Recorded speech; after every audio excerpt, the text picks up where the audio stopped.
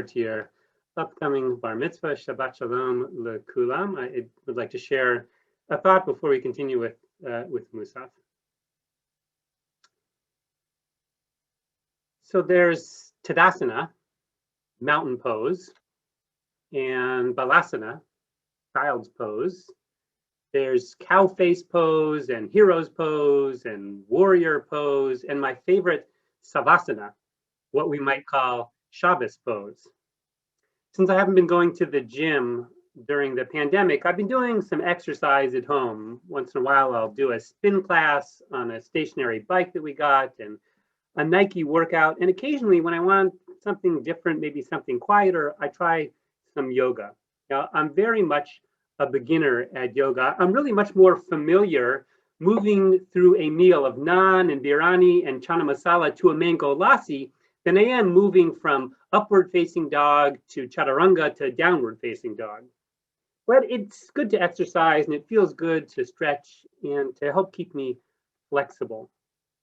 Actually, I've been thinking a lot about flexibility recently, not just flexibility in our bodies, but in our minds and in our hearts.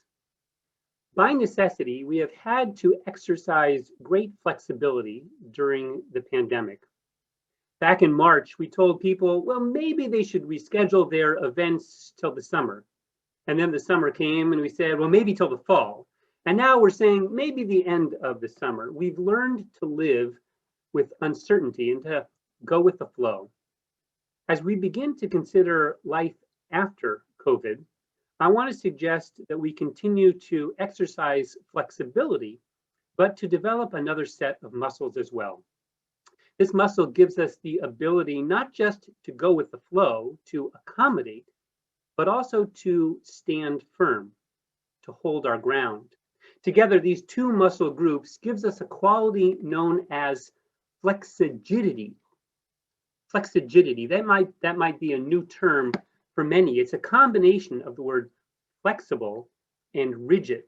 That combination, I believe, is the secret not only to our survival, but to creating a thriving community. Giddy Greenstein, who I met a few years back through the Federation's Partnership 2000 between the Minneapolis Jewish community and Rehovot in Israel, explained the term in this book of the same name, Flexigidity, the Secret of Jewish Adaptability. There he writes, the idea of Jewish flexigidity posits that survival, resilience, relative security, recurring prosperity, and enduring leadership of the Jewish people stem from an ability to optimize the pace of adaptation by balancing new and old, innovation and tradition, flexibility and rigidity. This flexigidity, he says, it grows out of the basic building blocks of our faith. And so we have, for example, written Torah and oral Torah, Torah Shebeksav and Torah Shebal Peh. We have Mishkan, tabernacle, and Mikdash, temple. We're a people of wandering and of settling, Judaism of temple days and of post-temple days. We have halachic codes that set down the laws and tshuvot that update the laws. Flexigidity is inherent in our people's DNA. It's born of our experience, vacillating between dwelling in security and being on the run, being at home and being in exile, and yet all the while fostering an ever-evolving civilization.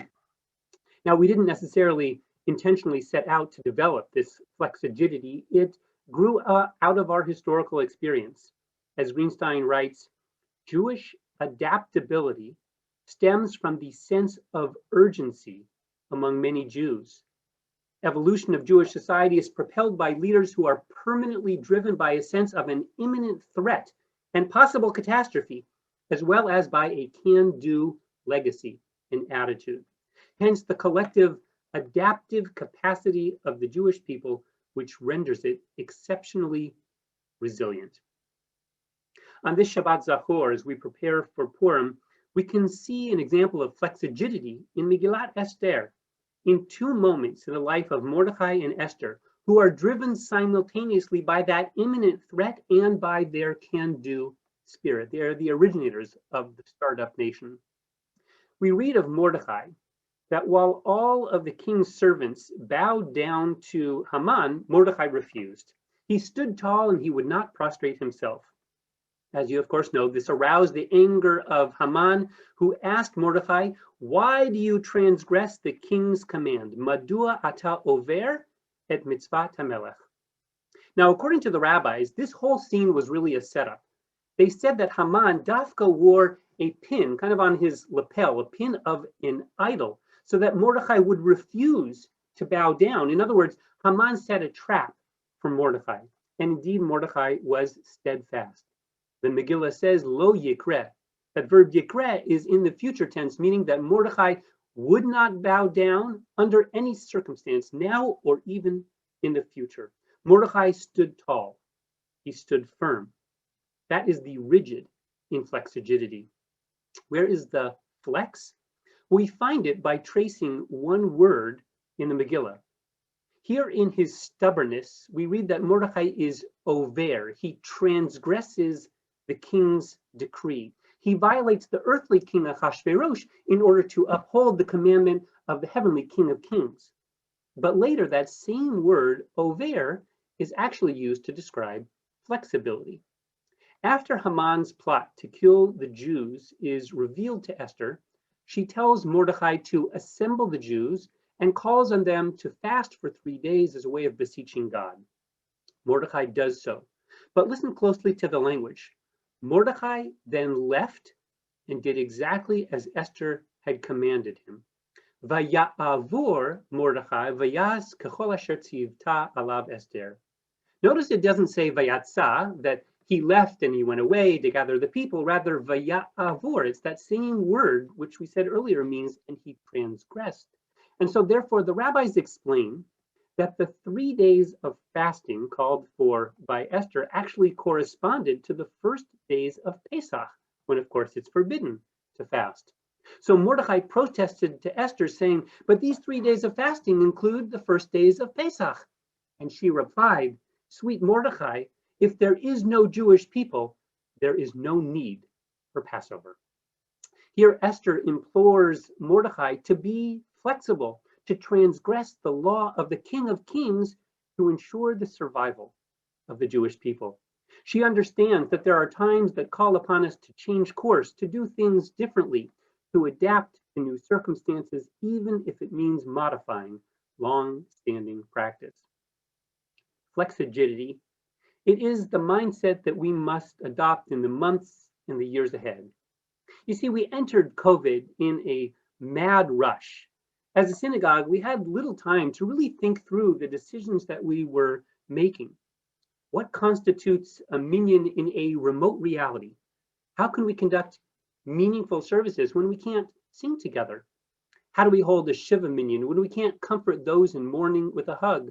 How do we build a vibrant virtual community? Now, we figured some of those things out along the way. And as we look ahead, we have the opportunity, really the obligation, to consider in a more thoughtful way what the future synagogue looks like. And of course, we're not alone. Every day there's a new article speculating about post-pandemic Jewish life. Do we need brick and mortar synagogues anymore? What is the future of Jewish schools? Will this time isolated inspire us to strengthen our ties to our community, or will it weaken them? Of course, similar questions are being asked in many areas of life. What is work going to look like in the future? What will be the long-term impact of virtual access on education? How will the pandemic change human touch, our appreciation of nature? How will it reform our healthcare system? How will it shape how we see essential workers and cure our rampant individualism, and on and on? Now, I don't know the answers to these questions, but this I believe is at the heart of the matter. In their 2021 annual report, Global Human Capital Trends, analysts at Deloitte described how organizations must adjust their mindsets as a result of this disruption. They write in the report, it's our view that the shift from survive to thrive depends on an organization becoming and remaining distinctly human at its core. This is not just a different way of thinking and acting, it's a different way of being, one that approaches every question, every issue, and every decision from a human angle first. And it's not just a good idea, but a mandate for growth. Today's environment of extreme dynamism calls for a degree of courage, judgment, and flexibility that in a world disrupted, only humans and teams led by humans can bring. As you hear, Deloitte puts humans in the center and designs a world around us. And while I appreciate that approach, as Jews, I would argue we construct our lives differently. Not human-centered design, but holy-centered design. It's really the message of this morning's Parsha, in which the Israelites are charged to construct a house for God that sits at the center of the Israelite camp. With humans on the periphery, God dwells in the middle, in the midst of the people. What will change and what will stay the same when it comes to Jewish life? What should change and what should not change? Where should we exhibit flexibility and where should we be unbending? I don't know the answers, but this is really a unique opportunity. Rarely, if ever, do we have the opportunity to start over, to, in a way, design our community from the ground up. As we begin to envision the future, I believe that our questions must be refracted through this lens. What will make our distinctly human lives holy? What will make our unique people a holy people? What will make our community a kihila kedosha, a holy community? That's the question. And the answer, and to answer it, we need flexigidity. As Darwin showed us, it's not the strongest, but the most adaptable who survive. After Haman's plot was uncovered, Mordecai appeared before King Ahasuerus. And the king took off his ring, which had belonged to Haman, and he gave it to Mordecai to signal that the Jews would survive to see a new day. In Hebrew, it says, He'evir mehaman v'itna leMordechai. And there's that word again, He'evir, that word that spoke to Mordecai's rigidity and to Esther's flexibility. It stands at the heart of this moment of redemption. It's the key to the Israelites' salvation and to ours. By practicing flexigidity, by placing God in the center, may we, in the words of the Megillah, know a time of light and of joy and of gladness. La Yehudim hayta ora v'simcha v'sason v'nomar. Amen.